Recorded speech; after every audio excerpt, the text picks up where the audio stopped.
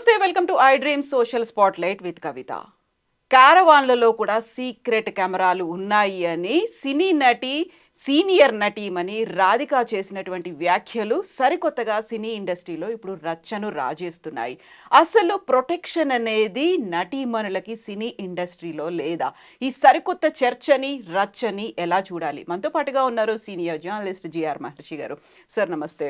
నమస్తే కవిత గారు. సార్, ఇప్పుడు నటీమణి రాధిక చేసినటువంటి వ్యాఖ్యలు, క్యారవాన్లలో కూడా ఉన్నాయి సీక్రెట్ కెమెరాలు, ఆ వీడియోల్ని ప్రొడక్షన్ బాయ్స్ చూస్తున్నారు అంటే అంత ఈజీ యాక్సెస్ ఎలా వచ్చింది? ఆ వీడియోల్ని బయటికి వెళ్ళడం అనేది కెమెరాలు అసలు ఈ ఆలోచన ఎలా చూస్తున్నారు సార్ మీరు? అంటే టెక్నాలజీకి ఎప్పుడు కూడా ఒకటి కత్తికి ఇరువైపులా పదును అంటారే, ఏ టెక్నాలజీకైనా ఇరువైపులా పదును ఉంటుంది. మన ఫోన్ అనేది చాలా సౌకర్యమైన విషయం, కానీ అదే ఫోన్ ఎంత విధ్వంసమైనా సృష్టిస్తుంది. దాన్ని మాడుకునే మాటలన్నీ రికార్డ్ చేసి అక్కడ ఇక్కడ వినిపించేస్తాయి. సేమ్ కెమెరా అనేది అద్భుతమైన ఒక సాధనం. అంటే మనకు ఈరోజు ఈ కెమెరా అనేది యాక్సెస్ ఈజీగా రావడంతో, మా చిన్నప్పుడు కెమెరా అనేది అసలు లేనే లేదు. ఫోటో స్టూడియోలు పోయి ఆ కెమెరా ఫోటోలు తీయించుకోవడం అది పెద్ద పని కదా. అసలు వీడియో కెమెరా అనేది అసలు లేదు కదా. ఎక్కడో సినిమా షూటింగుల్లో వాళ్ళు పెద్ద పెద్ద కెమెరాలు, ఒక నిలువెత్తు కెమెరాలు ఏవో పెట్టుకొని వాడుకునేవాళ్ళు. అలాంటిది కెమెరా అనేది ఫోన్లోకి అందుబాటులోకి వచ్చేసింది, ఎక్కడైనా అందుబాటులోకి వచ్చింది. ఈ అందుబాటులోకి రావడం అనేది దానివల్ల ఏమిటి, హిడెన్ టాలెంట్ అంటే ఎక్కడెక్కడో చిన్న చిన్న మురికివాడల్లో డ్యాన్సులు చేసే అద్భుతమైన పిల్లలు, పాటలు పాడే పిల్లలు కూడా ఈరోజు ప్రపంచానికి కనిపిస్తున్నారు. ఇది one aspect, positive angle. Negative angle ఏంటి, ఎక్కడ పడితే అక్కడ కెమెరాలు పెట్టేస్తున్నారు. ఎవరికి ఏ స్థాయి వాళ్ళ మహిళలకైనా సరే ప్రైవసీ లేదు ఈరోజు. ఇప్పుడు మొన్న ఎక్కడో కాలేజీలో పెట్టారని విన్నాము. ఇప్పుడేమో రాధిక గారు క్యారవాన్ అనేది ఏమిటి, అదొక ప్రొటెక్షన్. అది అంటే మామూలుగా ఒక రేంజ్ సీనియర్ నటీమణులకి, ఒక రేంజ్ యాక్టర్లకే క్యారవాన్ ఫెసిలిటీ ఉంటుంది, అందరికీ ఉండదు. అది ఇప్పుడు జూనియర్ ఆర్టిస్టులు అనుకోండి, పాపం వాళ్ళు ఎక్కడో బయట కూర్చొని ఉంటారు. ఇది క్యారవాన్లో కూడా కెమెరాలు పెడితే దాన్ని ఎలా కనుక్కుంటారు ఎవరైనా? దాన్ని ఎవరు పెడతారు? దాన్ని క్యారవాన్ నిర్వహించే వాళ్ళు, ఆ ప్రొడక్షన్లో పనిచేసే వాళ్ళు వాళ్ళకే కదా యాక్సెస్ ఉంటుంది. ఎవరు పడితే వాళ్ళు పోలేరు కదా దాంట్లోకి. కాబట్టి వాళ్ళు కూడా ఈ పని చేస్తే సీనియర్ నటీమణులకు కూడా ఇంకెక్కడి నుంచి వస్తుంది ప్రొడక్షను? కాకపోతే ఇప్పుడు ఏమిటంటే, మొన్న జస్టిస్ హేమ గారి కమిటీ తర్వాత అందరూ కూడా నోరు విప్పుతున్నారు. ఇంతకాలం ఏమిటి, నోరు విప్పలేని పరిస్థితి. నోరు విప్పినా సరే ఎవరు పట్టించుకుంటారు మన మాటలు? మనం చెప్పే మాటలు ఎవరు వింటారు? ఇది ఎందుకు ఈ తలనొప్పి మనకు? అంతా ఇప్పుడు మెయిల్ డామినేషన్ వరల్డ్ నడుస్తూ ఉంది. సరే, మమ్ముట్టి గారు అన్నారు అనుకోండి, మెయిల్ మాఫియా ఏమీ లేదు మా ఫీల్డ్లో, ఎందుకు అట్లా అంటున్నారు అని నిన్న అన్నారు ఆయన. సరే, ఆ కమిటీలో ఏముంది, కొంతమంది మలయాళం నటులు మాఫియాలాగా నడుపుతూ మిగతా వాళ్ళు ఎవరికి అంటే ఈ ముఖ్యంగా ఉమెన్కి ఈ లైంగిక వేధింపులు కానీ, లేదా వాళ్ళ కనీస సౌకర్యాలు కానీ, వాళ్ళ కనీసం బట్టలు మార్చుకునే సౌకర్యాలు కానీ, వాష్రూమ్ సౌకర్యాలు కానీ లేనటువంటి ఒక దుస్థితి ఉంటే దాన్ని ఎవరూ ప్రశ్నించడానికి వీలు లేని పరిస్థితి ఉంది. ప్రశ్నిస్తే చాలు వీళ్ళు మళ్ళీ అవకాశాలు ఇవ్వకుండా వాళ్ళని అనగదొక్కేసి ఒక మాఫియా నడుస్తూ ఉంది సినిమా ఫీల్డ్లో అనేది ఆ కమిటీలో ఉన్న ప్రధానమైన రిపోర్ట్. దాని మీద మోహన్ లాల్ గారు రాజీనామా అవన్నీ చేశారు. మళ్ళీ ఆయన కూడా నేను ఏదో మాట్లాడారు, నేనేం తప్పించుకోలేదు, మా వాళ్ళ మీద ఆరోపణలు వచ్చాయి కాబట్టి నేను రాజీనామా చేశాను అంటున్నారు. మమ్ముట్టి గారు ఏమంటున్నారు, అయ్యా నేను ఎప్పుడు వినలేదు ఈ మాఫియా గురించి అని ఆయన అన్నారు. కానీ ఒకవైపు ఏమో జరుగుతుంది. సమంత గారు నిన్న మాట్లాడినారు. ఏం మాట్లాడినారు, అయ్యా తెలుగు ఇండస్ట్రీలో కూడా ఇవన్నీ జరుగుతూ ఉన్నాయి, మీరు కూడా ఇంత మునుపు ఒక కమిటీ వేశారు కదా, ఆ నివేదికను ఎందుకు తొక్కిపెట్టారు, బయటికి ఎందుకు రావడం లేదు? జస్టిస్ హేమ గారి నివేదికని మలయాళం అంటే కేరళ ప్రభుత్వం బయట పెట్టగలిగినప్పుడు మీరు ఆల్రెడీ ఒక నివేదిక ఇచ్చారు కదా, తెలుగు ఇండస్ట్రీలో మీటూ ఇలా జరుగుతూ ఉందని. ఇది ఎందుకు మీరు బయట పెట్టలేదు? అక్కడ ఏం జరిగింది, అసలు ఎవరి పేర్లు ఉన్నాయి దాంట్లో? సమంత గారు చాలా డేర్గా అడిగారు. ఆమె ఏమి భయపడరు, అంటే వీళ్ళు ఏదో మాఫియాలాగా తనని తొక్కేస్తారనో, తనకు మళ్ళీ అవకాశాలు ఇవ్వరనో ఇలాంటి భయాలు ఏం లేవు. రేవతి గారు మాట్లాడారు, రాధిక గారు మాట్లాడారు, జయసుధ గారు మాట్లాడారు. జయసుధ గారు కూడా నిన్న డెక్కన్ క్రానికల్లో మీకు స్టేట్మెంట్ ఉంటుంది, ఇది జరగాలి, దీని మీద చర్చ, ఇది ఇట్లా అన్యాయం చేస్తున్నారు, చాలా వివక్ష ఉంది సినిమా ఫీల్డ్లో అని కూడా మాట్లాడండి. ఇప్పుడు అంటే అందరూ వాయిస్ పెంచుతున్నారు, అంటే మాట్లాడేదానికి ఒక వేదిక దొరికింది. అంటే ఆమె నివేదిక వల్ల మాట్లాడేదానికి అసలు ఏం జరుగుతూ ఉంది అనేదానికి ఒక చర్చ మొదలైంది. లేకపోతే ఈ చర్చే లేదు కదా. ఎవరు ఏం చేస్తున్నారు, ఏం బాధలు పడుతున్నారు ఎవరికి తెలుసు? క్యారవాన్లో ఉండే వాళ్ళకు కూడా కెమెరా బాధలు ఉంటే ఇంక బయట ఉండే వాళ్ళ పరిస్థితి ఏమి? వాళ్ళు ఎక్కడ బట్టలు మార్చుకోవాలా? జూనియర్ ఆర్టిస్టులు వీళ్ళందరూ కూడా సెట్స్కి వచ్చిన తర్వాత వాళ్ళు అక్కడ అక్కడ ఏమి వాళ్ళకి వేషం ఇచ్చారో ఆ వేషానికి సరిపడా బట్టలు వేసుకోవాలి. వాళ్ళు ఎక్కడ వేసుకోవాలి? ఎవరిస్తున్నారు వాళ్ళ క్యారవాను? మరి ఏ చెట్టు చాటునో ఏదో ఒక ఇది కట్టేసి ఒక క్లాత్ కట్టేసి బట్టలు మార్చుకుంటే వాళ్ళకేమి అసలు సెక్యూరిటీ ఉంటుంది? వాళ్ళ పాపం వాళ్ళు ఎన్ని ఇబ్బందులు పడుతున్నారు. ఒక స్థాయి ఉన్న నటీమణులకే ప్రైవసీ కానీ సెక్యూరిటీ కానీ లేనప్పుడు చిన్న వాళ్ళకి వాళ్ళ పరిస్థితి ఏంటి? అసలు ఏం జరుగుతూ ఉంది? మనము ఏ సినిమా అయినా సరే కొన్ని సినిమాలు మినహాయిస్తే మెజారిటీ సినిమాలు ఏముంటాయి? మంచిని ప్రబోధించేవి. మా హీరో ఒక మానవ ఉదాత్తతగా ఉంటాడు, హీరో ప్రజల్ని ప్రేమిస్తాడు, ప్రజలకు మంచి చేస్తాడు, ఇలాంటి కథలే కదా ఉంటాయి మేజర్ కథలన్నీ. ఇన్ని చెప్తున్న వాళ్ళు మరి అసలు మీ ఇండస్ట్రీలో ఏం జరుగుతుంది, మీ వెనక ఏం జరుగుతూ ఉంది, అది కదా చెప్పాలా. మీతో పాటు కలిసి పనిచేస్తున్న వాళ్ళు ఇన్ని ఇబ్బందులు పడుతున్నారంటే మరి సీనియర్ నటులుగా కోట్ల రెమ్యూనరేషన్ తీసుకొని వేల కోట్ల పరిశ్రమ మాది అని గర్వంగా చెప్పుకుంటున్న వాళ్ళు ఇక్కడ కనీసం ఏం జరుగుతుంది? వాష్రూమ్ ఫెసిలిటీస్ కూడా లేనటువంటి దుస్థితిలో జూనియర్ ఆర్టిస్టులు, మహిళా జూనియర్ ఆర్టిస్టులు ఎందుకు పనిచేస్తున్నారు అని ఒక రోజున చూడాలి కదా. అది ఎవరో ప్రొడక్షన్ మేనేజర్ పని, మా పని అంటే మీ పని కాకపోవచ్చు, కానీ మీరు సినిమాల్లో చెప్పేదంతా హ్యూమన్ వాల్యూస్ గురించే కదా. సినిమాల్లో వేలాది మంది ప్రజలకు స్క్రీన్ మీద హ్యూమన్ వాల్యూస్ గురించి చెప్తున్న మీరు మీ వెనక ఏం జరుగుతూ ఉంది? కొంతమంది అమ్మాయిలకి లైంగిక వేధింపులు కానీ, వాళ్ళకి మినిమం ఫెసిలిటీస్ కానీ లేకపోవడము, కనీసం వాళ్ళు తాము పని చేసిన దానికి సరైన వేతనం పొందలేని, అంటే వాళ్ళకి ఏదో రోజుకి 500 1000 రూపాయలు ఉంటే దాన్ని కూడా తీసుకోలేని పరిస్థితుల్లో పూర్తిగా ఎందుకున్నారు? అవన్నీ ఆలోచించాలి కదా మరి. Exactly sir. ఇప్పుడు నడిగర్ సంఘానికి గతంలో అధ్యక్షుడిగా పనిచేసినటువంటి విశాల్ చాలా స్ట్రాంగ్ స్టేట్మెంట్ ఇచ్చారు. ఎవరైనా మిమ్మల్ని కమిట్మెంట్ అడిగితే చెప్పుతో కొట్టండి అనేది. అంత ఈజీ అనుకుంటున్నారా? అలా ఎలా కుదురుతుంది అని రాధిక గారు కూడా దాన్ని కండెమ్ చేశారు.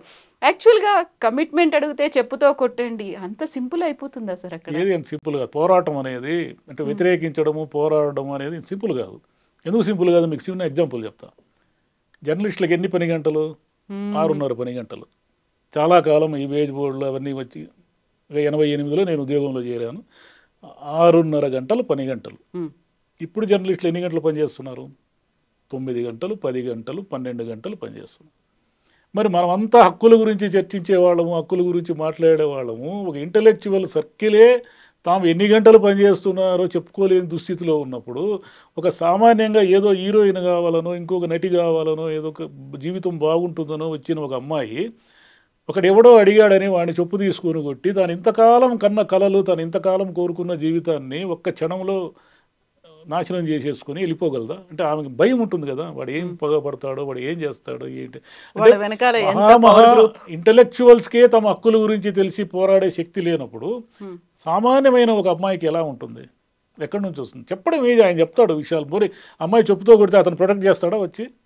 అమ్మా నీకేం కాదు, నీకు ఎన్ని అవకాశాలు కావాల్సి అన్ని అవకాశాలు ఇప్పిస్తాను, దీన్ని ఎవరు తొక్కలేరు ఈ సినిమా రంగంలో, నీలో టాలెంట్ ఉన్నంత వరకు అని అనగలరా? కాబట్టి అనలేడు. ఊరికి మాట్లాడేది ఏముంది, ఎవరైనా ఏమైనా మాడతారు. సో అలాంటప్పుడు ఎవరు కదలి రావాలి సార్? ఎవరి కోసం ఎవరు మేమున్నామని చెప్పాల్సినటువంటి అవసరం ఉందంటారు? అంటే చర్చ వల్ల ఏం జరుగుతుందంటే తాత్కాలికంగా మేలు జరగదు, కానీ ఆ చర్చ వల్ల దాని ప్రభావము, దాని ఫలితము క్రమేపీ వస్తుంది. ఎందుకంటారా? మా చిన్నప్పటి సినిమాల్లో భార్యని ఎలా అంటే అన్ని సినిమాల్లో అది తప్పని కూడా వాళ్ళకి తెలియదు. ఏ సినిమా ఎస్వి రంగారావు లేదా రమణారెడ్డి, పద్మనాభం ఎవరు చూసుకుంటే భార్యను ఎలా పిలుస్తారు? సూర్యకాంతం లాంటి గయ్యాలనైనా సరే వసేకాంతం ఇలారా, వసేకాంతం ఇలారా, ఏమిటే అంటే ఏమే వసే గిసే అనకుండా నార్మల్గా మాట్లాడే పద్ధతే లేదు కదా. అదేవిధంగా ఉమెన్ ఎప్పుడు వాడు భర్తతో కోడలు దిద్దిన కాపురం అనే సినిమా ఉంది. వాడు ఫుల్గా తాగేసి వస్తే ఆమె వాడు బూట్లు ఇప్పేసి కాళ్ళకు దండం పెట్టుకొని నిద్రపోతుంది. ఆ బూట్తో వాడిని కొట్టాలి కదా, అది అప్పుడు ఆమెకు తెలియదు. కానీ 30-40 ఏళ్లలో వచ్చిన చర్చ కానీ, నవలలు, సాహిత్యము, సినిమాలు, మార్పు, అమ్మాయిలు బాగా చదువుకోవడము, ఇవన్నీ కూడా పెరగడం వల్ల ఏమి జరిగిందంటే ఈరోజు ఎవరు కూడా మీకు సినిమాల్లో మహిళల్ని కించపరుస్తూ మాట్లాడే డైలాగులు కానీ అంత ఈజీగా పెట్టలేరు. అంటే పూర్తిగా లేవని నేను అనుకున్నాను, పెట్టలేరు. చూడండి, చాలా చాలా జాగ్రత్తగా అంటే ఉమెన్ని కించపరిచే విధంగా సినిమాల్లో కథల్లో కానీ చూపిస్తే దాన్ని రియాక్ట్ అవుతారు. కులం కూడా అంతే, చాలా ఈజీగా కులాన్ని వాడేసేవాళ్ళు. ఇప్పుడు కులం పేరుతో ఎవరిని సినిమాల్లో ఎక్కడ తిట్టలేరు చూడండి. అంటే ఇదంతా ఎందుకు జరిగిందంటే 20-30 ఏళ్ల క్రితం చర్చ ప్రారంభమైంది. దాని ఫలితం ఇప్పుడు చూస్తున్నాం మనం.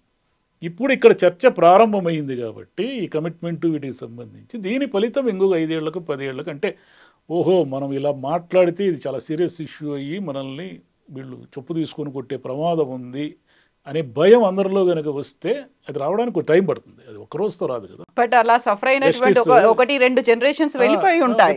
ఎప్పుడు కూడా 1-2 జనరేషన్ సఫర్ అవుతాయి. రిజల్ట్ రావడానికి ఎప్పుడు 1-2 జనరేషన్ సఫర్ అయిన తర్వాత అది 3వ జనరేషన్కి అంటే మీరు చాలా విషయాలు సొసైటీలో మీరు గమనించవచ్చు. ప్రతిదీ కూడా ఉమెన్ని తక్కువ చేస్తూ అంటే ఒకడు 3-3 పెళ్ళాడడం కూడా మా చిన్నప్పుడు కరెక్ట్. చాలామంది చూశాను నేను చాలా కుటుంబాలు. ఇప్పుడు అలా కాదు కదా. చట్టం సంగతి పక్కన పెట్టండి, వాడే మగోడు 3 పెళ్ళాడతాడు అనుకునే ఒక సొసైటీ ఉండేది. పోషించగలడు. ఇప్పుడు లేదు. ఇప్పుడు సొసైటీ అలా లేదు. 3 పెళ్లి చేసుకుంటే ముందు చట్టం శిక్షిస్తుంది. అటు చుట్టూ ఉన్న సొసైటీ కూడా వాడిని యాక్సెప్ట్ చేయదు. అది అంటే అది కాలక్రమేణా వస్తుంది ఆ మార్పు.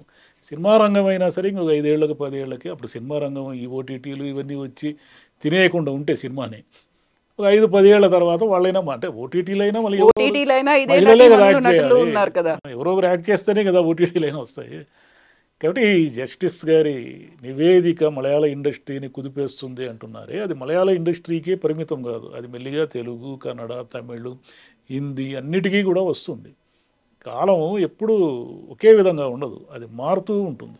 ఈరోజు ఇంతమంది సీనియర్ నటీమణులు అందరూ కూడా ఒకప్పుడు అన్ని ఇబ్బందులు పడిన వాళ్ళు కూడా ఈరోజు గొంతెత్తి ప్రశ్నిస్తున్నారు, ఇది కరెక్ట్ కాదు అంటున్నారంటే ఏంటంటే అర్థము ఆ మార్పు స్టార్ట్ అయిందని. అందులోనూ మలయాళ నటులు కావచ్చు, టెక్నీషియన్స్ కావచ్చు, కేవలం అక్కడి మాత్రమే లిమిట్ అయ్యలేరు కదా. ఇప్పుడు పాన్ ఇండియా అనే మూవీస్ వచ్చిన తర్వాత ప్రతి చోట స్ప్రెడ్ అయిపోయారు. తెలుగు సినిమాల్లో పాన్ ఇండియా పేరుతో అందరూ యాక్ట్ చేస్తున్నారు కదా, అన్ని సినిమాలు యాక్ట్ చేస్తున్నారు కదా. మన మలయాళ నటులు ఎంతో మంది తెలుగులో యాక్ట్ చేస్తున్నారు కదా. కాబట్టి ఇప్పుడు ఇండస్ట్రీ అనేది సింగిల్ ఎక్కడ పరిమితం కాలేదు.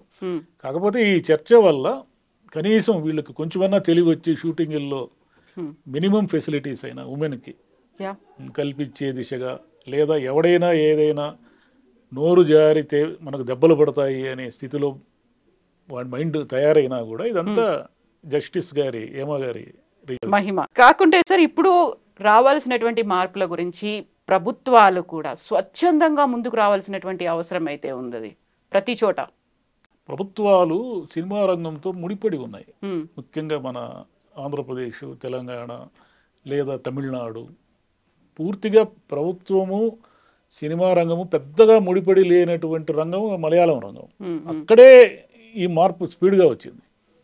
వీటికి రావడానికి కొంచెం టైం పడుతుంది. ప్రభుత్వాలంతా ఏమనుకుంటాయంటే మనకి ఎందుకు ఈ తలకాయ నొప్పి, మనకు అవసరమా, సినిమా వాళ్ళతో ఎందుకు పెట్టుకోవడము, వాళ్ళ బాధలేవో వాళ్ళు పడతారు, ఇప్పుడు మనకెందుకు ఈ గోల అని అనుకుంటారు. కానీ వాళ్ళ మీద ఒత్తిడి పెరిగింది అనుకోండి. ఇప్పుడు సమంత గారు మాట్లాడినట్టు ఇంకో 10 మంది మాట్లాడారు అనుకోండి, మీరు ఎందుకు ఆ కమిటీ నివేదిక బయట పెట్టరు, ఏముంది అసలు ఆ నివేదికలో అంటే మాదేముందా తీసుకోండి అని బయట పెడతారు. ఒత్తిడి పెరిగితే బయట పెడతారు. అక్కడ కూడా ఉమెన్ ఇన్ సినిమా కలెక్టివ్ అనే ఒక సంస్థ ఏర్పడకపోతే ఇంత దూరం ఇది వచ్చి ఉండేదే కాదు. వాళ్ళు అలా వచ్చారు కాబట్టి వచ్చింది ఇందులో. సో అవేర్నెస్ అనేది రావాలి, రివల్యూషన్ అనేది కూడా రావాల్సినటువంటి అవసరం ఉంది. అంతే. Yes sir, thank you so much sir. Thank you.